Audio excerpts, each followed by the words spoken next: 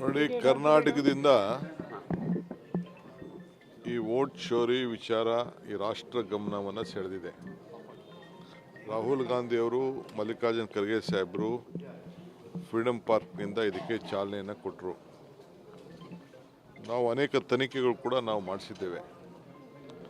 ತನಿಖೆಯಲ್ಲೂ ಕೂಡ BJPಯ ಮಾಜಿ ಶಾಸಕರು, ಅವ್ರ ಕುಟುಂಬದವರೆಲ್ಲ ಯಾವ ರೀತಿ ವೋಟ್ನ ಡಿಲೀಟ್ ಮಾಡ್ತಾಯಿದ್ರು ಅಂತೆಲ್ಲ ಎಲ್ಲ ದಾಖಲೆಗಳು ಬಂದಿದೆ.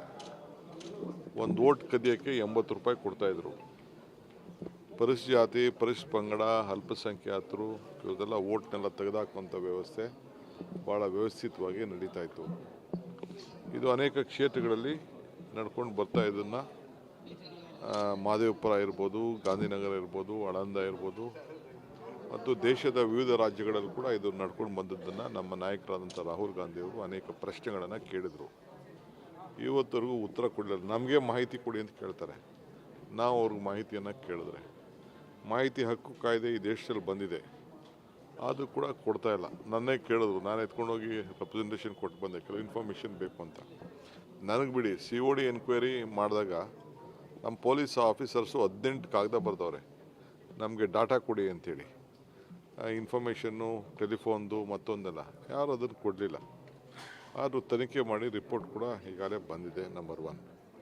ಎರಡನೇದು, ತಮಗೆಲ್ಲ ಗೊತ್ತಿದೆ, ಚಿಲ್ಮೆ ಹೆಸರಿನಲ್ಲಿ ಒಂದು ದೊಡ್ಡ ದಂಧೆ ನಡೆಸಿ ಐಡೆಂಟಿಫಿಕೇಷನ್ ಕಾರ್ಡ್ನ BJP ಕಾರ್ಯಕರ್ತರಿಗೆ ಬೇರೆಯವ್ರಿಗೆಲ್ಲ ಕೊಟ್ಕೊಂಡು ಮಾಡ್ತಾ ಇದ್ದನ್ನು ಅದನ್ನು ಕೂಡ ಬಂದು ಕೆಲವು ಆಫೀಸರ್ಸ್ ಕೂಡ ಸಸ್ಪೆಂಡ್ ಆಗಿ ಅದರ ಮೇಲೆ ಕೂಡ ಒಂದು ದೊಡ್ಡ ತನಿಖೆ ಕೂಡ ನಡೆದು, ನಾನು ಸುರ್ಜೇವಾಲಾ ಸಾಹೇಬರೆಲ್ಲ ಬಂದು ಡೆಲ್ಲಿಲಿ ಎಲೆಕ್ಷನ್ ಕಮಿಷನ್ ಎಲ್ಲ ಭೇಟಿ ಮಾಡಿ ಆಗ ಒಂದು ದೊಡ್ಡ ರದ್ದಾಂತ ಕೂಡ ಆಯಿತು.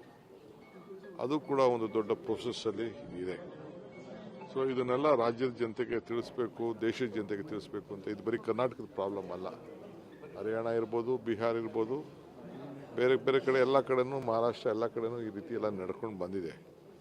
ಇದನ್ನು ನಾನು ಎಲೆಕ್ಷನ್ನು ನಾವು ಗೆದ್ದಿರ್ಬೋದು, ಸೋತಿರ್ಬೋದು, ಅದು ಬೇರೆ ವಿಚಾರ. ಪ್ರಜಾಪ್ರಭುತ್ವ ಉಳಿಸ್ಬೇಕು, ಸಂವಿಧಾನ ಉಳಿಸ್ಬೇಕು, ಮತದಾನದ ಹಕ್ಕು ನಮ್ಮೆಲ್ಲರೂ ಕೂಡ ಕೊಡಿಸ್ಬೇಕು ಅನ್ನೋದು ನಮ್ಮ ಪಕ್ಷದ ಉದ್ದೇಶ. ರಾಹುಲ್ ಗಾಂಧಿಯವರಾಗಲಿ, ಖರ್ಗೆ ಸಾಹೇಬರಾಗಲಿ ಅವ್ರ ಸ್ವಂತಕ್ಕೇನು ಮಾಡ್ತಾಯಿಲ್ಲ.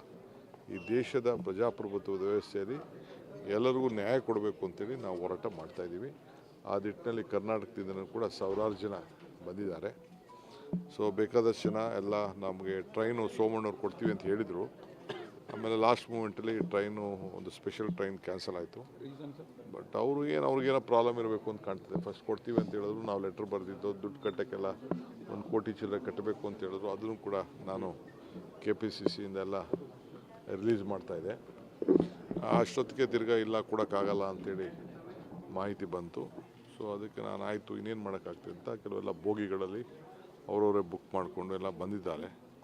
ಫ್ಲೈಟ್ಸಲ್ಲೂ ಕೂಡ ಬಂದಿದ್ದಾರೆ. 1000ಕ್ಕೂ ಹೆಚ್ಚು ಜನಕ್ಕೆ ಈಗಾಗಲೇ ನಾವು ರೂಮ್ಗಳು ಕೂಡ ನಾವು ಮಾಡಿಕೊಟ್ಟಿದ್ದೇವೆ. ಫಸ್ಟ್ ಯಾರು ರಿಜಿಸ್ಟರ್ ಮಾಡ್ಕೊಂಡಿದ್ದೀವಿ ಅವ್ರಿಗೆ ಮಾತ್ರ ಮಾಡಿಕೊಟ್ಟಿದ್ದೇವೆ. ಲಾಸ್ಟಲ್ಲಿ ನಮ್ಮ ಕೈಲಿ ಮಾಡೋಕ್ಕಾಗಿಲ್ಲ. ಈಗ 3-4 ಜಾಗದಲ್ಲಿ ಆಗಿದೆ.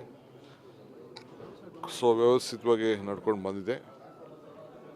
ಸೊ ನಮ್ಮ ಅನೇಕ 100ಕ್ಕೂ ಹೆಚ್ಚು ಜನ ಶಾಸಕರು, ವಿಧಾನ ಪರಿಷತ್ ಸದಸ್ಯರು ಅವರು ಕೂಡ ಎಲ್ಲ ಬರ್ತಾಯಿದ್ದಾರೆ. ಅಸೆಂಬ್ಲಿ ನಡೀತಾ ಇದೆ, ಅದು ಕೆಲವರೆಲ್ಲ ವಾಪಸ್ ಹೋಗಬೇಕಾಗಿದೆ.